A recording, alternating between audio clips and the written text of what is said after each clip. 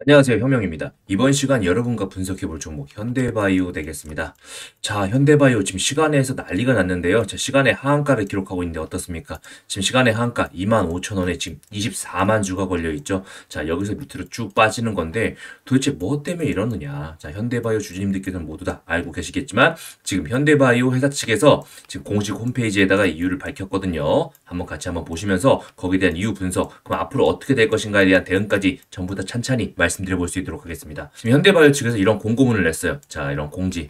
자, 이러한 공지. 제프티에 대해서 식약처의 긴급 사용 승인이 늦어지는 것에 대해서 주주들의 항의에 대한 공식적인 발언을 했거든요. 그런데 결과적으로 이런 공식적인 발언이 긴급 사용 승인이 안 되는 것이다 라는 확정적인 발언과도 유사하게 주주들한테 다가왔기 때문에 지금 바로 품에 일어나면서 하한가에 무려 25만 주 지금 박힌 건데요. 한번 내용들을 한번 저랑 같이 꼼꼼히 한번 살펴보시고, 자, 지금 식약처가 문제가 굉장히 많습니다. 사실 식약처 문제가 많고 여기에 대해서 자, 다른 네이처셀 같은 경우도 좀 문제가 많은데요. 우선 내용 먼저 한번 검토해 보실게요. 자, 우선 제프티의 임상시험 자체는 무엇인가? 그 정체성에 대해서 하나 요점 다해서 질문하고 답변을 다 달아놨거든요. 우선 제프티의 임상시험 같은 경우는 특별법상 긴급사용 승인을 위한 임상시험. 여기서 중요한 거는 특별법상 긴급사용 승인을 위한 임상시험이라는 거죠.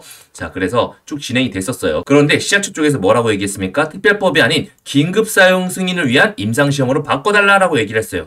그래서 요거를 긴급사용 승인을 위한으로 바꿨다는 거죠. 아까 위에선 특별법상, 지금 아래에선 긴급사용 승인을 위한, 자, 이렇게 식약처의 요청에 따라서 바꿨다는 겁니다. 그죠? 그 내용만 하더라도 동일합니다. 자, 긴급사용 승인을 위한 통상시험이다. 앞서 말씀드린 대로 처음에 뭐라고 신청했었죠? 특별법상 긴급사용 승인을 위한 임상실험을 신청했었어요. 그리고 나서 식약처에는 약사법상 품목허가를 위한 사전검토를 신청했거든요. 자, 여기에 대해서 왜 신청했는가? 라는 어떤 주주의 질문이 있었어요. 그래서 여기에 대해 답변을 하거든요. 식약처 쪽에서 뭐라고 얘기했냐면 질병청이 식약처 쪽에다가 자, 특별법상 긴급사용 승인 그 전제가 되는 제프티의 안전성, 유효성 사전 검토에 대해서 의뢰를 했죠. 그래서 특별법상 긴급사용 승인 요청에 전제가 되기 위해서 그 전제에 대해서 통과시키기 위해 품목허가를 신청했다는 겁니다. 하지만 역시 현대바이오 같은 경우는 그러한 품목허가 사전검토 신청 형식으로 긴급사용 승인을 위한 안전성, 유효성 사전검토 신청을 했다는 거죠. 그죠? 그 형식을 빌렸다는 겁니다. 중요한 건 뭐다? 식약처 쪽에서 이러한 것들을 요청했다는 겁니다. 그죠? 당연히 식약처 쪽에서 요구하니까 현대바이오 측에서는 긴급사용 승인을 위한 안전성, 유효성 사전검토를 현대바이오 측에서는 신청했다는 거죠. 그죠? 본질은 중요한 건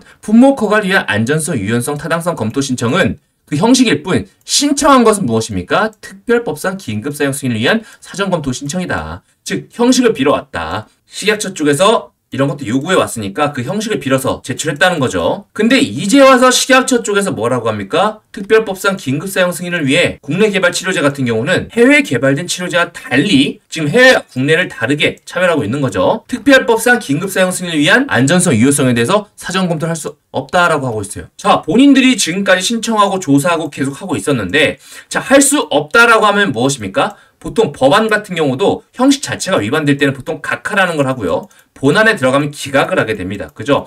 그렇다면 애시당초 할 수 없다고 하면 처음부터 그 보고서를 받았을 때 각하를 했어야 맞지. 지금 본안에 들어왔잖아요. 실질적인 심사를 하고 있는데 처음부터 받아들일 수 없는 것이다 라고 해버리면 그동안 들어간 회사의 많은 노력과 그 실험, 보고서 작성 등 막대한 비용 등 누가 책임지냐 이겁니다. 여기에 대해서 또 얘기하는 거예요. 자, 지금 국내하고 해외를 지금 다르게 얘기했잖아요. 그 해외에서 개발한 치료제 같은 경우는 국내와 다르다라고 지금 얘기를 했는데 이런 적이 없는가? 정말 그러한가? 라는 것에 대해서 결론적으로 국내에서 개발한 코로나 치료제에 대해서도 긴급사용 승인, 안전성, 유효성 사전 검토를 할 수 있다라는 거죠. 어떠한 법 규정에 명문화되지 않다는 거예요. 즉 합리적인 이유 없이 국내 의약품을 차별하는 거다라고 하는 거죠. 그래서 지금 현대바이오 측도 지금 기가 막히고 코가 막히는 거죠. 굉장히 답답할 겁니다. 정말 합리적으로 납득하기가 굉장히 어렵습니다. 자, 오로지 외국의 의약품만 가능하다. 자, 그런 명문화된 규정이 없단 말이죠. 항상 예전부터 문제가 되었어요. 식약처 쪽에서 항상 명문의 규정 없이 본인들의 자의적 해석만으로 계속해서 심사 단계에서 거절시켜버리고 그 이유조차 납득할 수 없는 방식으로 계속 시간을 끌면서 결국은 거절해버리는 행태가 지금 계속되고 있단 말이죠. 자, 이와 유사한 형태가 좀 최근에 있었습니다. 자, 거기에 대해서 한번 말씀드려 볼게요. 네이처셀 모두 다 아십니까? 자, 네이처셀 같은 경우도 마찬가지입니다. 자, 품목허가 신청받는 데 있어서 실질적으로 일본부터 시작해서 미국 다양한 국가에서 지금 임상도 성공적으로 완료 짓고 있었는데 갑자기 경쟁사 연구위원이 들어가더니 이유도 없이 거절해버렸단 말이죠. 그리고 나서는 충분히 수치적으로 의미가 있는 연구 결과에도 딴지를 걸면서 그냥 무작정 안 된다라고 하고 있고, 여기에 대해서 지금 네이처셀 주주님들도 결국은 조인트 스템 허가 반려에 대해서 지금 항고 처리를 개별적으로 따로 운동을 진행하고 있다는 거죠. 자, 저런 식약처의 한마디 말로 자, 25,000원 하던 네이처셀이 지금 얼마까지 내려갔습니까? 6,000원, 7,000원까지 4분의 1 토막이 났단 말이죠. 저희 주주님들이 합리적이지 않은 분들이 아니에요. 정말 합리적이고 마땅한 그런 마땅한 부작용이라든가 다양한 게 보여진다면 모두 납득을 하겠죠. 하지만 네이처셀도 마찬가지고 지금 현대바이오도 마찬가지고 자꾸 납득할 수 없는 이유를 갖다 들이대면서 거절을 하고 있자니 지금 아주 환장을 누르시라 이겁니다. 현대바이오 측에서도 이번에 철저하게 준비해가지고 식약처 쪽에 확실히 같이 적극적으로 대응하지 않으면 결과적으로 이 모든 피해는 주주님들께 다가온다는 얘기죠. 그래서 앞으로 현대바이오 측에 철저한 대응 무조건 필요할 것으로 보이고요. 여기에 대해서 지금 네이처셀 같은 경우도 그 경쟁사 대표가 식약처의 심사위원으로 참여했어요. 즉 현대바이오 제프티 관련해가지고 외국 회사의 로비라든가 경쟁사의 다른 의혹도 제기되고 있거든요. 자, 그런 부분까지 전부 다 명백하게 다 하나하나 샅샅이 밝혀야 될 텐데요. 우선 그런 의혹은 의혹이고 지금 일은 벌어지지 않았습니까? 중요한 건 우리의 대응이겠습니다.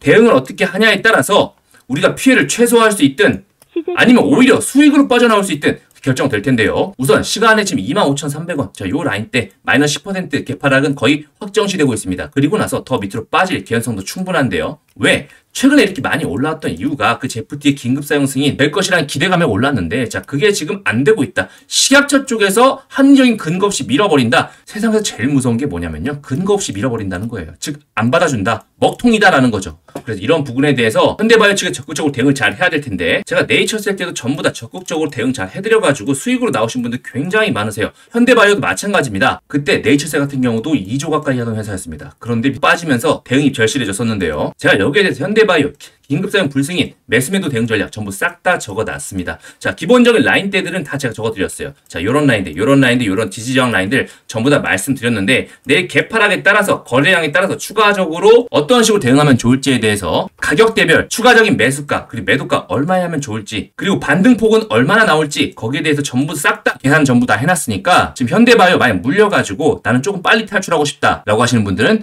꼭 받아가시기 바라겠습니다. 자, 받아가시는 방법은 우측에 보시는 010-7625-3168로 현대바이오 자료집이라고 적어서 문자 남겨주시면 제가 전부 다 보내드릴 수 있도록 할게요.